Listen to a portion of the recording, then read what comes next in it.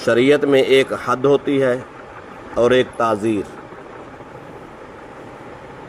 حد کہتے ہیں کسی جرم کی سزا جو اللہ نے خود مقرر کی ہو یا رسول اللہ صلی اللہ علیہ وسلم نے مقرر کی ہو، اس کو شرعاً حد کہتے ہیں۔ اور کچھ گناہ اور غلطیاں ایسی ہوتی ہیں جن کی سزا اللہ رسول کی طرف سے مقرر نہیں ہوتی۔ ریاستی اداروں، عدالتوں کے ذمہ ہوتی ہے کہ جب کسی مجرم کو پکڑا جائے اور عدالت کے حوالے کیا جائے تو قاضی وقت جو مناسب سمجھے اس کے مطابق ان کو سزا دے دے، تو اس کو تعزیر کہتے ہیں۔ وہ کبھی تعزیر بڑھ بھی سکتی ہے اور کبھی کم بھی ہو سکتی ہے، لیکن جو حد ہوتی ہے چونکہ اللہ رسول کی طرف سے ہی مقرر ہوتی ہے، اس میں کمی بیشی نہیں ہو سکتی۔ وہ گناہ جن پر حد قائم ہوتی ہے ان میں سے ایک زنا ہے۔ اللہ تبارک و تعالیٰ نے سورہ النور میں اس کو ذکر کیا ہے کہ الزانیۃ والزانی فاجلدوا کل واحد منہما 100 جلدہ۔ اللہ تعالیٰ نے فرمایا کہ زنا کرنے والی عورت یا زنا کرنے والا مرد، ان میں سے ہر ایک کو 100 کوڑے مارے جائیں۔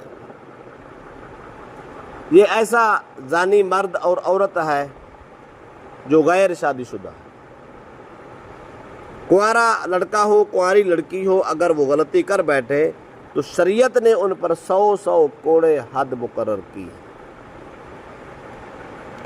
سورہ النور کی دوسری آیت میں اللہ پاک نے فرمایا والذین یرمون المحصنات ثم لا یأتوا بأربعة شہداء فجلدوہم 80 جلدہ۔ اللہ تعالیٰ فرماتا ہے جو لوگ پاک دامن عورتوں پہ تہمت لگاتے ہیں پھر وہ 4 گواہ پیش نہیں کر سکتے تو انہیں بھی 80 کوڑے مارے جائیں گے۔ تہمت بہت بڑا جرم ہے، اس کی حد شریعت نے مقرر کیا ہے۔ اللہ تعالیٰ نے 80 کوڑے۔ اگر کوئی آدمی الزام لگاتا ہے، کسی پہ تہمت لگاتا ہے، اس کا فرض بنتا ہے 4 عینی گواہ پیش کرے۔ اگر نہیں کرے گا تو وہ اتنا بڑا مجرم ہے، اس کو 80 کوڑے اللہ پاک نے اس کی سزا اور اس کی حد مقرر کی۔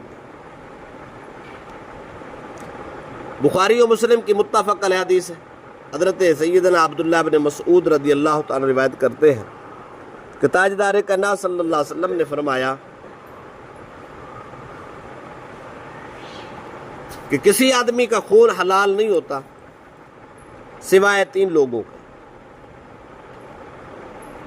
فرمایا پہلا وہ شخص جو کسی کو قتل کرے، قتل کے بدلے قتل جائز ہے۔ دوسرا شادی شدہ زانی، خواہ مرد ہو یا عورت، اس کو بھی سنسار کرنا اور قتل کرنا جائز ہے۔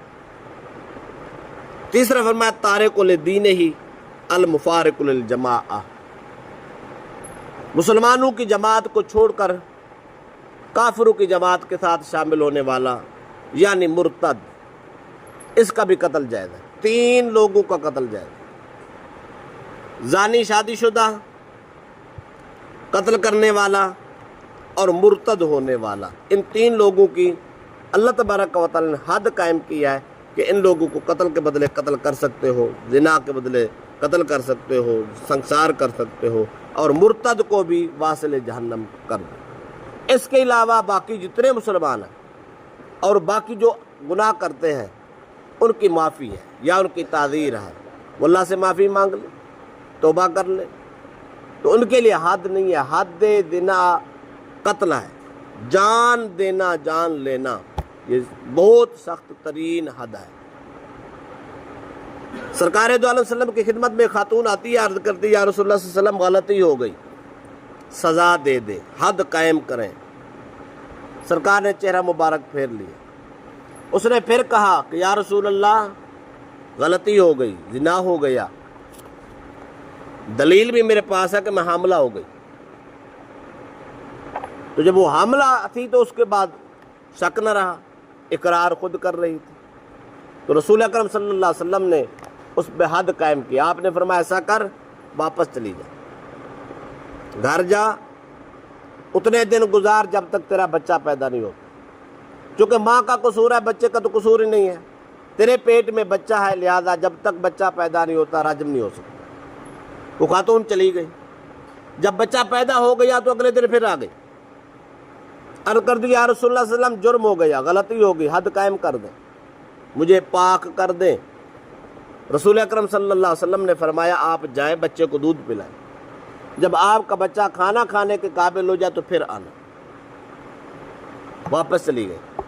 بچے کو دودھ پلاتی رہی. جب بچہ کھانا کھانے کے قابل ہو گیا تو روٹی چبانے کے قابل ہو گیا, دانت نکل آئے, تو خاتون اپنے بچے کو ساتھ لیے, اس کے ہاتھ میں روٹی کا ٹکڑا پکڑایا اور اٹھا کے کملی والے کی خدمت میں آگے. عرض کرتی یا رسول اللہ صلی اللہ علیہ وسلم یہ میرا بچہ ہے, اب یہ کھانا کھا سکتا ہے, حد قائم فرما دیں. تو رسول اکرم صلی اللہ علیہ وسلم نے وہ بچہ اٹھا کے وہ رسا کے حوالے کیا, اس خاتون کو رجم کا حکم دیا اور اس کو صحابہ نے رجم کر دیا. اسی خاتون کا جنازہ کملی والے نے خود پڑھایا. کسی صحابی نے عرض کی یا رسول اللہ صلی اللہ علیہ وسلم آپ نے زانیہ کا جنازہ پڑھایا. تاجدار کنا صلی اللہ علیہ وسلم نے فرمایا خاموش, آپ کو پتہ نہیں ہے یہ وہ زانیہ ہے, وہ خاتون ہے جس نے اتنی سچی توبہ کی ہے, اتنی سچی توبہ کی ہے, اگر مدینے کے سارے لوگوں پہ تقسیم کی جائے تو اللہ سب کو جنت کا حقدار کرے. بھئی جان خود پیش کرنا بہت مشکل ہے. یہ ان لوگوں کا جذبہ تھا, دین کی پاسداری تھی, خوف خدا اتنا تھا, ان کو پتہ تھا غلطی ہو گئی, حد اس پہ شرع یہ ہے, لہذا رب کا فیصلہ قبول کرنا ہے. جان کی پرواہ نہیں کی, جان پیش کر دی پر خدا کو راضی کیا. غلطی ہے انسان سے ہو جاتی ہے, لیکن اتنی سچی توبہ کرے تو یہ جو حدود ہیں, کفارات ہیں, یہ انسان کے گناہوں کو معاف کر دیتے ہیں. دنیا میں بھی پاک ہو گیا, آخرت میں بھی پاک ہو گیا. تو اللہ کے نبی نے اس خاتون کی بڑی تعریف کی, فرمایا ٹھیک ہے جرم ہو گیا لیکن اس کا خوف تو دیکھو, اور اس کا اللہ سے ڈرنا, اور پھر توبہ تو دیکھو. اتنی توبہ ہم بچانے کی کوشش کرتے وہ بار بار آتی ہے کہ یا رسول اللہ حد قائم کر دے, میں دنیا میں اپنا معاملہ چکا جاؤں, آخرت میں حساب دینا بہت مشکل ہے, اور واقعی ہی مشکل ہے. تو لہذا دنیا میں ہی اپنا حساب چکانا چاہیے اور ایسا کام کرنے چاہیے جس سے اللہ راضی ہو. ایسے کاموں سے بچنا چاہیے جس پہ حدود قائم ہوں یا آدمی